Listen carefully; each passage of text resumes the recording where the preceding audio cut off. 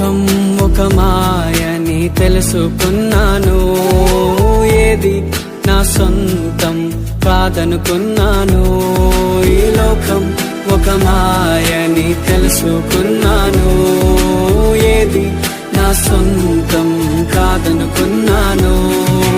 తప్పిపోయిన కుమారుని నేనైతే, నా కొరకై నిరీక్షించే తండ్రి నా యేసు.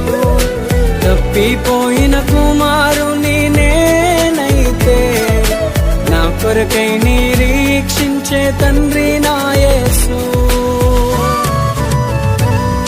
ఈ